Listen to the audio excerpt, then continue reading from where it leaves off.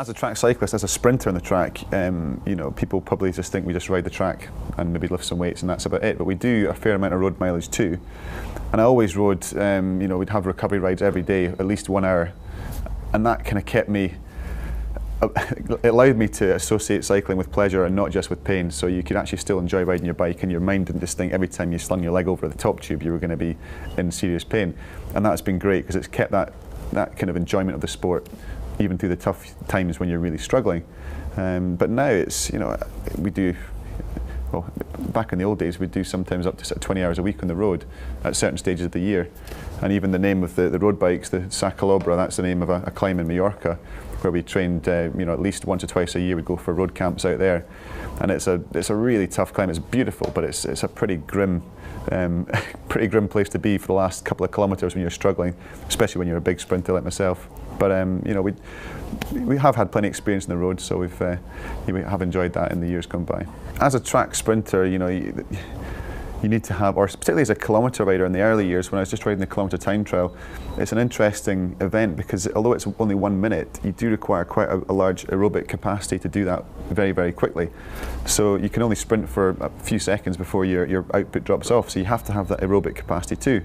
So in the earlier days I was doing a lot more road mileage, and you know, it was times out in Perth where we would get like essentially a 50-mile time trial. It'd be 25 miles out, 25 miles back, and you'd do that in 2 hours or sometimes less than 2 hours. And it was, you know, you realise actually you are doing quite a lot of road mileage, and you know, it does form quite a big part of your overall programme. When I look back at my career, I don't have any regrets really. There's times that were very disappointing and frustrating, and you have crashes, you have losses of form, you have races that you feel you could have done better in.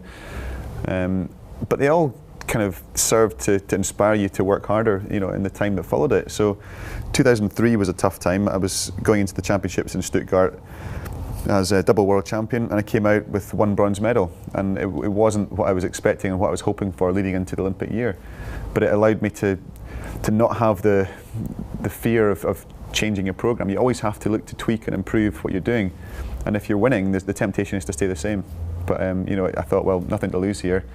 You know, not change everything, but let's, you know, try a different approach, and went to Athens a year later and won. When I look back on my career, there's a number of things that stand out, moments and experiences, but I think the very first time you step on the podium and you hear your name and then the words Olympic champion after it, that's the bit that makes it all worthwhile, because that's what you aspire to be. You know, in track cycling, that is the ultimate, to be Olympic champion.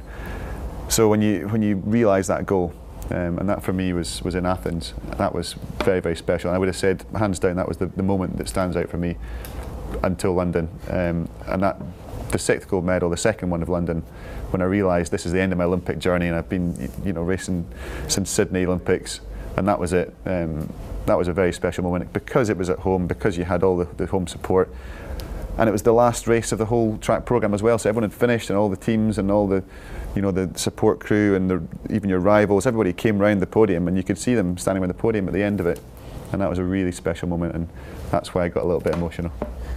But you still don't see yourself as Britain's greatest Olympian. You still say Steve Redgrave. What Steve Redgrave's achieved is hard to really appreciate until you've tried to emulate the sort of, you know, success that he's had. I've been to four Olympic Games, and I've medalled at all of them, but silver at the first and then golds after that.